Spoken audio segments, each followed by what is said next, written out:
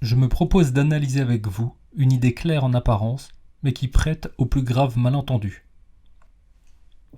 C'est par cette phrase pleine d'évocation qu'Ernest Renan débute sa conférence Qu'est-ce qu'une nation, datant de 1882. Il est probablement vrai qu'il n'y avait pas de notion plus utilisée au XIXe siècle que celle de nation. Et bien qu'elle venait d'apparaître, elle semble avoir été tellement nécessaire au développement des différents États modernes en Europe et dans le monde que cette notion est rapidement apparue comme naturelle et indépassable. Aujourd'hui encore, sa définition peut sembler une évidence. Il suffit d'ouvrir un dictionnaire Larousse pour y lire que la nation est un, je cite,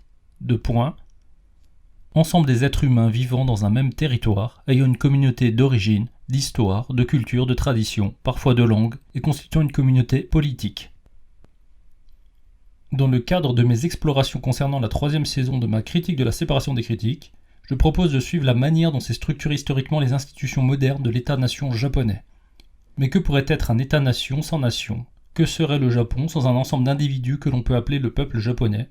En effet, pour constituer un État-nation, il semble falloir supposer une tension entre d'une part un État constituant des cadres institutionnels exprimant les spécificités de la nation, et d'autre part une nation ou un peuple acceptant ou même réclamant les cadres imposés. En suivant la définition habituelle de la nation, étant donné les spécificités territoriales du Japon, son histoire, sa culture, sa tradition, sa langue et le très faible niveau de métissage de sa population, comment douter de l'évidence d'une nation japonaise ?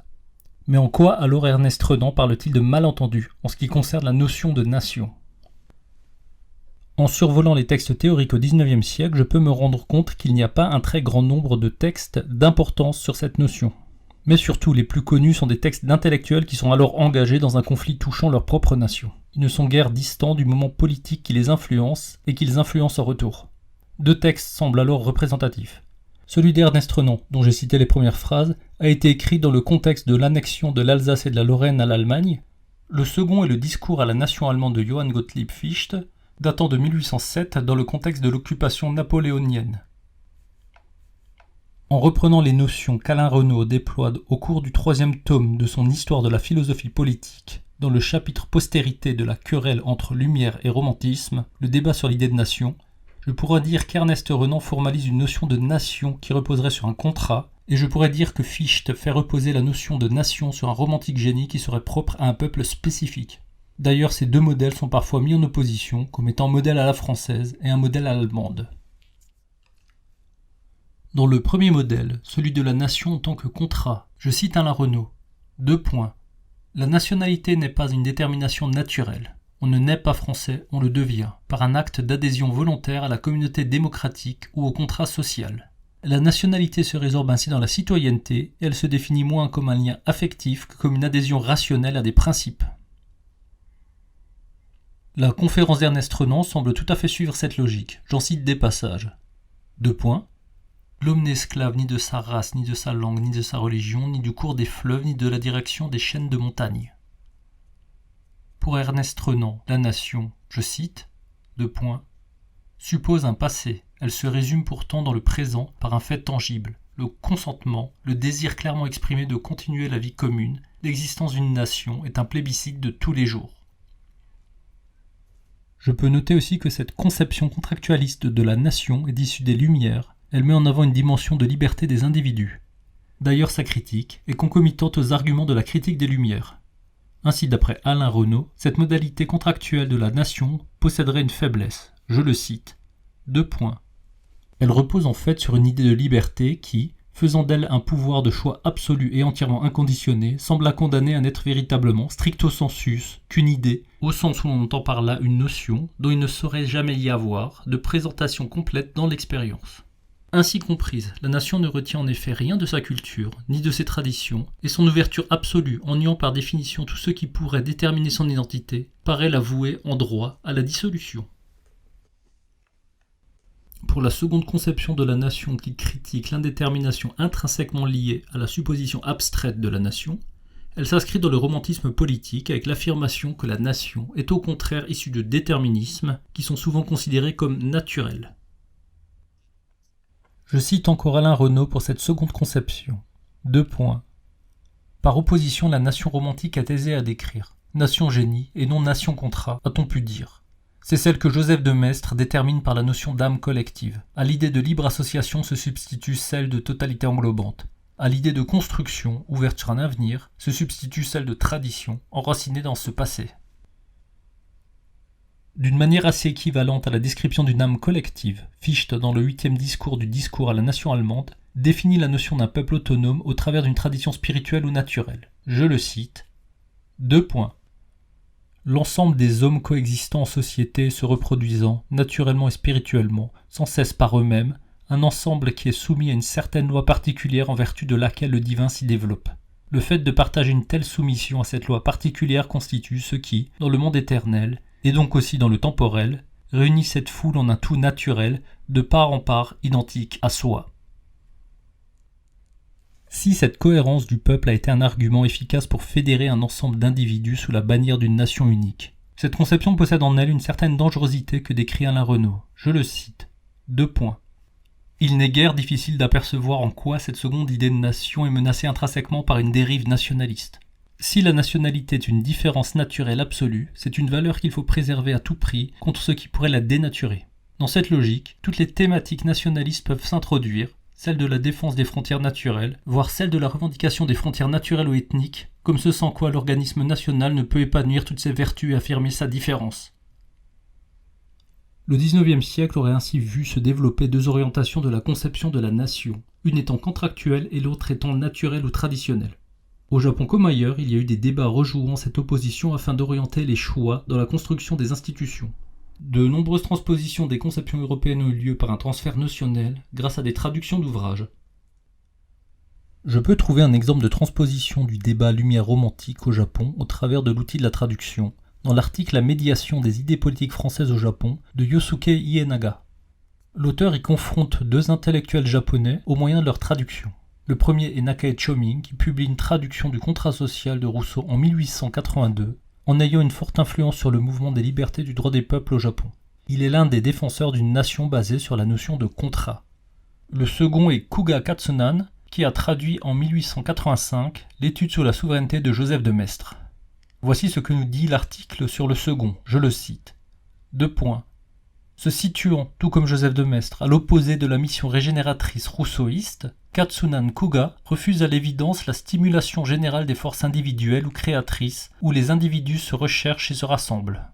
Dans son approche, il se félicite de l'existence de l'esprit national hérité de la tradition sacerdotale et aristocratique et accuse une dénationalisation par le culte de la raison.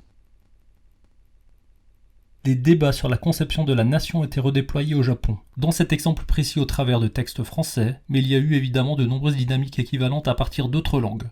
Rétrospectivement, je peux noter que c'est plutôt le second camp qui a gagné, celui du non contractuel, celui supposant un génie national ou une nation naturalisée.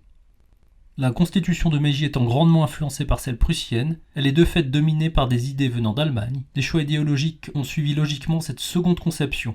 Il reste néanmoins que ce débat a bien eu lieu et qu'il est passionnant de le suivre. Les différentes variations théoriques autour de la notion de nation au XIXe siècle ont été le cœur de l'engagement de nombreux intellectuels et ont structuré grandement les polarités entre les différentes nations en compétition. Ils ont néanmoins la faiblesse commune de supposer la nation comme une entité qui existe réellement, comme quelque chose d'indépassable qui aurait une substance préexistante, et que les philosophes ou les intellectuels essaieraient simplement de décrire ou de légitimer. Voici la description que donnent Thomas Landverlen et Raphaël Cahen dans un article de 2010 se nommant « De Johann Gottfried Herder à Benedict Anderson, retour sur quelques conceptions savantes de la nation ». Je les cite. 2 points.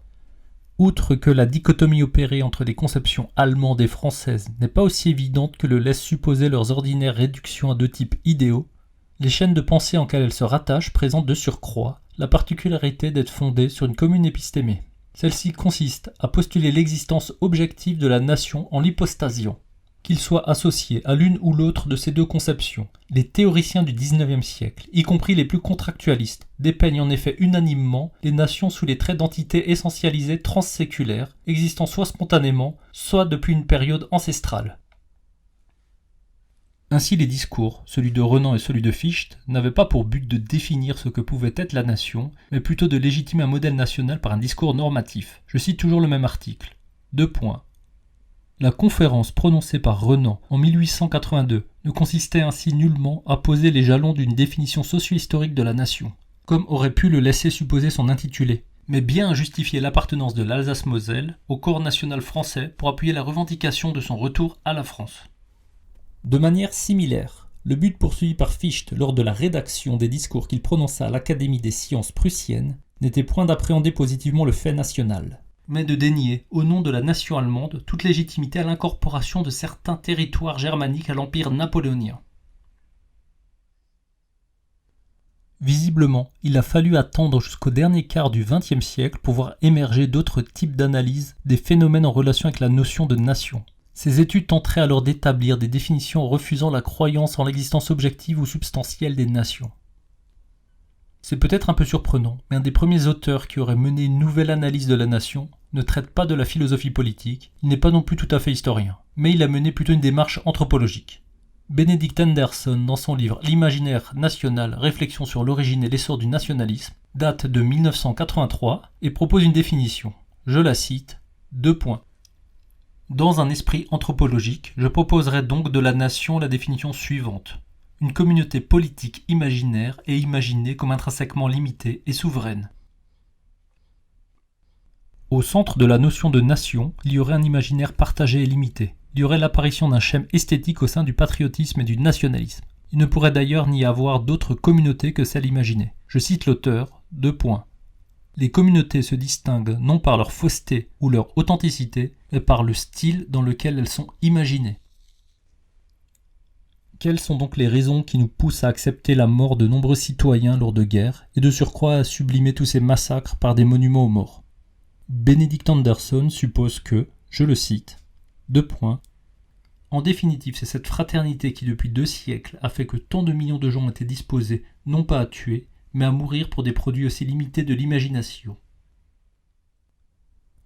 À ma connaissance, ce livre serait un des premiers qui tente de décrire les différents médiums qui permettent de constituer une nation moderne, c'est-à-dire une communauté imaginée. Par exemple, l'imprimerie et la diffusion de livres en langue nationale permettraient de stabiliser, de normer une langue qui deviendrait officielle. Le journal y est décrit comme le lieu où est mise en scène l'international et où les nations se comportent comme des personnages de fiction. Je cite ce passage, : Si le Mali disparaît des pages du New York Times après 2 jours de reportage sur la famine, les lecteurs n'imaginent pas un seul instant que le Mali a disparu, ni que cette famine a exterminé tous ses habitants. Le format romanesque du journal leur donne la certitude que le personnage Mali continue de vivre sa vie quelque part en attendant sa prochaine apparition dans l'intrigue. Et il pourrait en être de même des cartes sur lesquelles un territoire, je cite, : apparaissait comme une pièce détachée d'un puzzle. Sous sa forme définitive, on pouvait sommairement éliminer toute glose explicative. Lignes de longitude et de latitude, noms de lieux, signes indiquant les fleuves, les mers et les montagnes, les voisins, signes purs, non plus compas pour le monde. De tous les objets permettant un attachement imaginaire à la nation, ceux mettant en scène la langue nationale est la plus efficace. Je cite encore Benedict Anderson, : L'œil est à l'amant, cet œil ordinaire avec lequel il est né. Ce que la langue, celle dont l'histoire a fait sa langue maternelle, est au patriote. À travers cette langue découverte dès le sein maternel, mais dont on ne se sépare qu'à la tombe, des passés sont restaurés, des camaraderies imaginées, des futurs rêvés. En tant qu'historien, Eric Hobsbawm a permis d'affiner les descriptions de la construction des nations modernes. Il rend visible les décalages entre ce qu'affirment les discours politiques et la réalité historique des phénomènes énoncés. Avec son ouvrage de 1990, Nation et nationalisme depuis 1780, dans la continuité des caractéristiques imaginaires des nations, il affirme clairement qu'elles sont des constructions toutes récentes. Je le cite, : Comme la plupart des gens sérieux qui ont étudié le problème, je ne considère pas la nation comme une entité sociale fondamentale ni immuable. Elle appartient exclusivement à une période particulière et historiquement récente. J'insisterai en outre avec Gellner sur la part de l'artefact, de l'invention et de la création délibérée appliquée au social dans la genèse des nations. Puis il cite Gellner, : Les nations considérées comme le moyen naturel donné par Dieu de classer les hommes, les nations représentant un destin politique inhérent, sont un mythe. Le nationalisme qui parfois prend des cultures préexistantes et les transforme en nations, parfois les invente, et souvent oblitère les cultures préexistantes, cela c'est une réalité. Quoi qu'en disent les premiers concernés, il n'y aurait pas de relation nécessaire entre une nation et un peuple ou une culture préexistante. La légitimation de la nation au travers d'un peuple ou d'une tradition préexistante se fait par la transformation, l'invention ou l'oblitération de ce qui était justement avant. Ainsi, durant la période moderne, il ne sert à rien de chercher ce que pouvait être une nation avant qu'elle ne naisse politiquement. Je cite Eric Hobsbawm. 2 points. La caractéristique fondamentale de la nation moderne et de tout ce qui se rattache à elle est justement sa modernité. L'ancestralité d'un peuple dans le cadre d'une nation est donc un mythe moderne. Avec cet historien, l'aspect fictionnel de la nation, l'aspect imaginaire et non substantiel, permet de décrire au plus proche le processus de formation des nations. Dans l'introduction du célèbre livre « L'invention de la tradition », Eric Hobsbawm explique qu'il est plus simple et plus efficace de mettre en avant des symboles d'une nation plutôt qu'une définition du contenu du patriotisme. Les artefacts permettent alors d'éclipser les problèmes de définition. Je cite un passage passionnant. 2 points. Mais si le contenu du patriotisme britannique ou de l'américanisme était particulièrement mal défini, bien que régulièrement précisé dans les discours associés aux occasions rituelles, les pratiques qui le symbolisaient étaient en fait obligatoires, comme le lever pour chanter l'hymne national ou le rituel du drapeau dans les écoles américaines. L'invention de signes d'adhésion au club, chargés symboliquement et émotionnellement, semble avoir été l'élément crucial, bien plus que les statuts et les objets du club. Leur signification réside principalement dans leur universalité indéfinie. L'historienne Anne-Marie Thiès est encore plus claire dans l'affirmation de l'invention des États-nations dans son livre de 1999, La création des identités nationales, Europe, 18e-19e siècle. Je la cite. 2 points. Les nations modernes ont été écrites autrement que ne le racontent leurs histoires officielles. Leurs origines ne se perdent pas dans la nuit des temps, dans ces âges obscurs et héroïques que décrivent les premiers chapitres des histoires nationales. La véritable naissance d'une nation, c'est le moment où une poignée d'individus déclare qu'elle existe et entreprend de le prouver. Les premiers exemples ne sont pas antérieurs au XVIIIe siècle, pas de nation au sens moderne, c'est-à-dire politique, avant cette date. Pour Anne-Marie Thiès, la fabrication des nations s'est opérée à partir d'une sorte de kit do-it-yourself, permettant d'élaborer une âme nationale. Je la cite. 2 points. On sait bien aujourd'hui établir la liste des éléments symboliques et matériels que doit présenter une nation digne de ce nom. Une histoire établissant la continuité avec les grands ancêtres, une série de personnages paragons des vertus nationales, une langue, des monuments culturels, un folklore, des hauts lieux et un paysage typique, une mentalité particulière, des représentations officielles, hymnes et drapeaux, et des identifications pittoresques, costumes, spécialités culinaires ou animaux emblématiques. Les différentes nations seraient ainsi le résultat de bricolage moderne à partir de motifs et d'outils qui ont été diffusés mondialement et permettant de produire une variation locale en fonction des contraintes politiques. Venons-en à la nation japonaise. Elle pourrait être qualifiée de magnifique bricolage, tant elle tient en équilibre entre l'affirmation d'une ancestralité et l'importation tous azimuts de kits de construction d'institutions politiques et symboliques. En cela, le Japon n'est pas une exception. Il convient tout à fait à la première phrase de l'ouvrage d'Anne-Marie Thiès qui affirme que, je la cite, 2 points. Rien de plus international que la formation des identités nationales.